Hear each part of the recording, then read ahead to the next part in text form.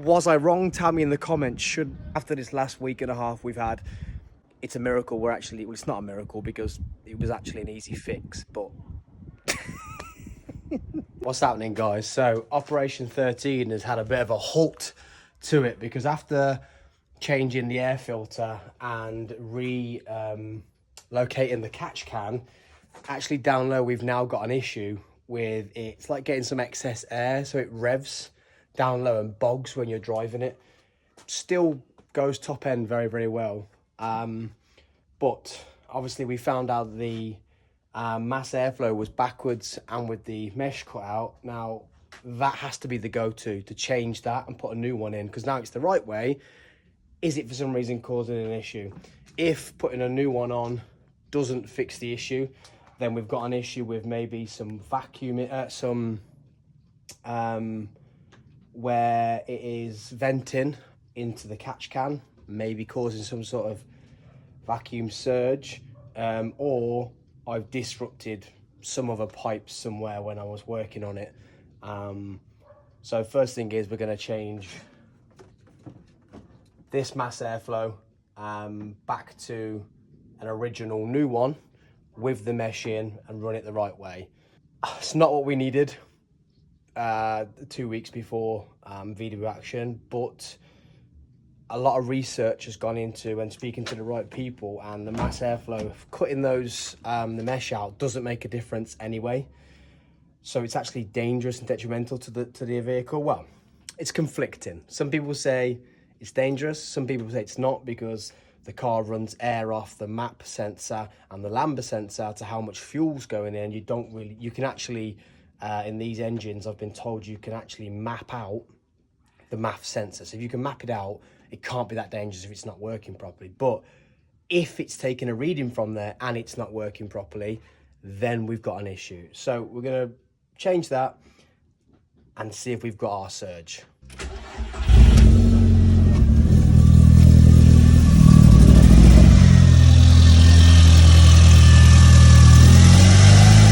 So that little rev there, that was it revving on its own? Archie wasn't pressing it. So that's the issue we've now got to try and rectify. So here is the replacement one. Look, mesh been cut out of both sides. So there's fine mesh and the plastic. Now what I've read is that this mesh actually, they think it restricts it, but it causes a swirl, which then helps the sensor out. But like I said, if the sensor wasn't there, you're good. Your engine's not looking for a reading. But if that sensor's there, your engine's looking for a precise reading. Now, I don't think it's getting a precise reading.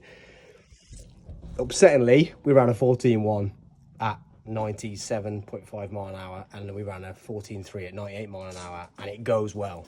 But once I found this out, I can't not replace it. And turning, I can't see. It looks like the sensor was the right way, but once it was the wrong way, that was when you were getting your reading, the right reading. So fingers crossed it's not been mapped like this and that runs a bit weird, but we're going to put this on here and see where it goes from there. What are you thinking, Archie? Any better?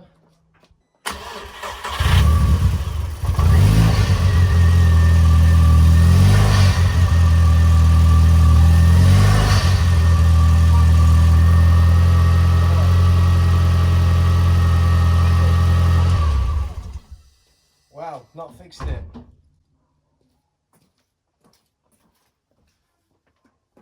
Damn. Okay, so that's now settled itself, but I don't want it to be that it's when it's on a cold start that you get the issue. Oh, gloves give up the ghost. So I'm gonna let it cool down, but it was revving up. I disconnected one of the breather hoses off the new lined up system. For the catch can, and it stopped revving. It's also stopped revving now. I've plugged it back on, so I wonder if maybe it's warmed up, because you can't have the issue with it on there and off there. It doesn't make sense. So I'm gonna let it cool down and try again. So also my thought is maybe the ECU, the engine, has to get used to the new sensor running the right air so it can balance itself back out. Here's me praying. It's not too much of a big issue to move this. It's not where I wanted it anyway, it just means more work. We haven't got long, and I want to get the tracking and the camber done for video action. It's just annoying because this is how it was piped originally, just it was piped further up. So maybe you get more of a flow. Now we've got a cross flow the way I've piped it up, but I can't really find much online that tells me about breather pipes. But in my head, if something's breathing against each other, it could cause some sort of vacuum or inaccurate reading somewhere on a sensor. But we'll just go straight back to the MAF sensor first, let it settle. Might take it out for a drive, so the ECU can get used to the new MAF sensor with all the new, it's got the mesh and stuff, so the airflow is going to be completely different, and then go from there. In the meantime, we're going to finish bolting the bumper back up after fitting it with the new NASCAR style plates. If you've not seen that video, head back to the video, last week's video. And yeah, a lot of praying and diagnosing. What we're going to do is Project 13. We're going to do a 13 seconds. We know we are, and be positive and just get some stuff done. Just do some stuff, man. Just get some stuff done and keep the train moving. Right, so we still have the issue, and when I rev it, it bogs and revs itself too. I didn't get a video, sorry. Now I came out, took this pipe off here, which I think is mad that that's not breathing enough. Like both of these breathers come out of here, into here, and that breathes.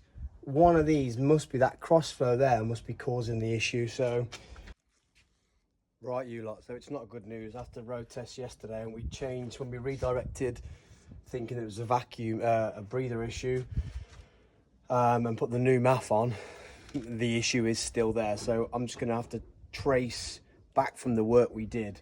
So I'm gonna go straight to the MAF, take the MAF off, put the old MAF back on, but backwards. But due to where the bolts go here, when this is on backwards, we're gonna have to take this off. So we're gonna go fully backwards.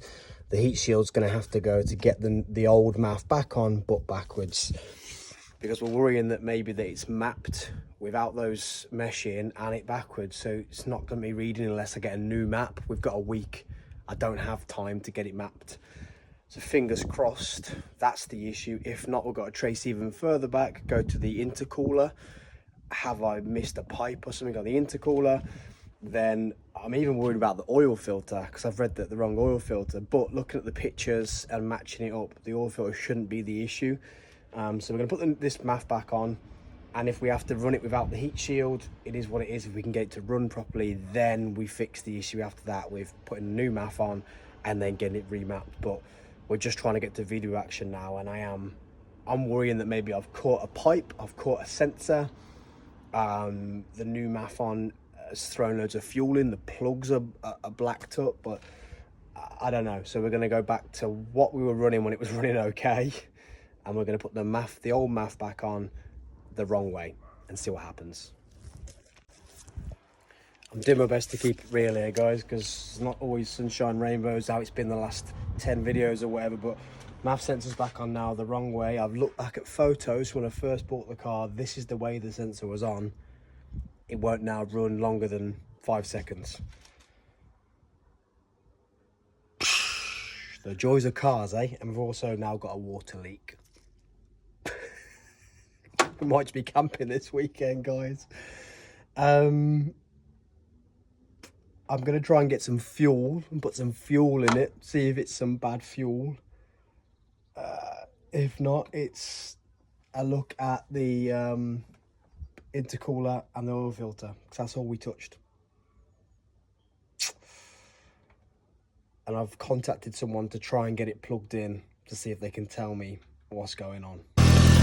Okay, old MAF sensor, no grids in it, facing the right way.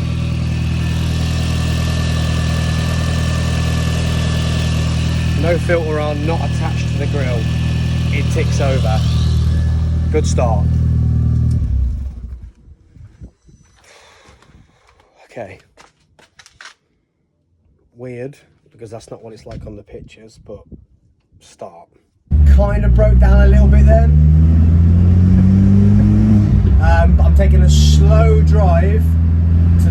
station, which is quite far away because we put 99 in it. So I'm going through the gears, letting the car hardly coming on boost, and just seeing if maybe the ECU's got to relearn what's going on.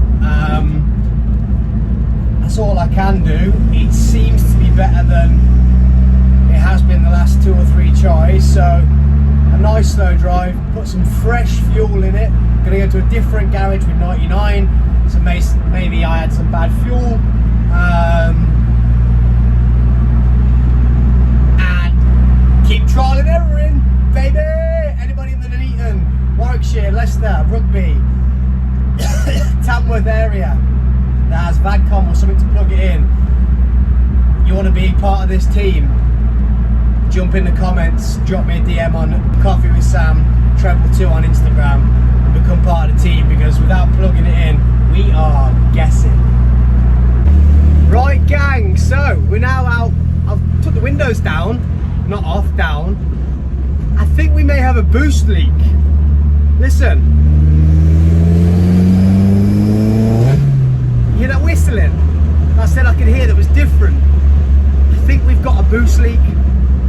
So we're on our way to a car show. I'm cruising, it's fine. After that, bumper off, and also need to check the turbo, all the turbo pipes. So we may not get the tracking done for video action, but this smile on my face, I can hear that. Unless that's a turbo about to absolutely drop its box out the back and disappear, that sounds like a boost leak to me, which would be causing this issue.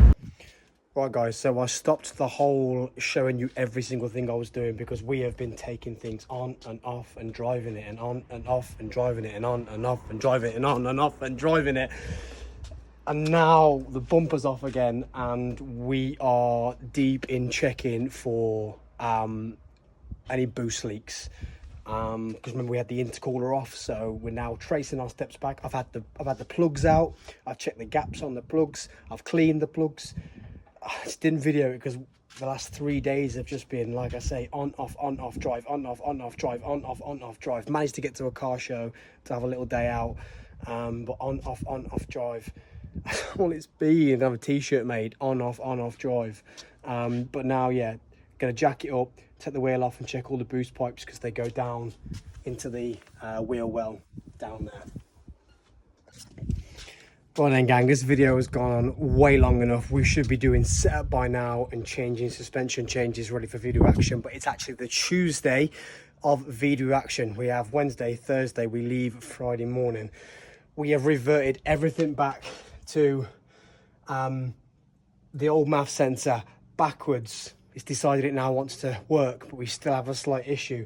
We've taken the heat shield off because that's what we've done, so I just took it off. I just literally went back and chased my tail. I've taken off the bad piping which you saw in the last video. Now this is my last chance. Still found no one to read the car for me, but if you can see, this pipe down here was actually, this band was slightly out here, and this had slipped down to about here. I think this pipe may have come loose when we did the intercooler clean. So I've literally just taken this off by this spring clip here, cleaned it, put it back in, put this back, and I could see, so these scratches here, look, there was a massive gap, so I was like, oh, that should sit there, because you can see where someone's tried to prise it off before. This was after chasing all of the boost pipes and just going back to, you know, the work I've done, let's chase it. So we've just put this back on, checked all the boost pipes as far as I can to what I've done, and also the boost pipes that I haven't touched. Put the wheel back on and pray. It's Tuesday. Well guys, I do apologise for this last video because this is not what it was meant to be. It was meant to end with me doing the tracking. It's now Thursday. We leave tomorrow morning for video action. Now, I didn't finish the video on Tuesday because I wanted to leave it, let it cool down and road test it multiple times in case there was some other issue. But it was the boost pipe. What an idiot. Why did I not go straight to the boost pipe for the first? I just got hooked on that math sensor, turning it the right way, the wrong way, putting a new one on it, not putting a new one on it. Was I wrong? Tell me in the comments. It's always hindsight, isn't it? But he is now running right. We are going to try and get some of the setup done tonight on Thursday or Friday morning before we leave. Even if it's just jacking the back end up and not being able to touch the tracking or the camber. I actually looked at the camber and they are already slightly negative, which is what we want. It's just not tracking straight. But after this last week and a half we've had, it's a miracle. Well, it's not a miracle because it was actually an easy fix, but oh, when this video's gone out, we're actually at video action now, guys. So tune in next week to see if we got our 13 that we wanted. We'll see you guys on the flip side. Spuds.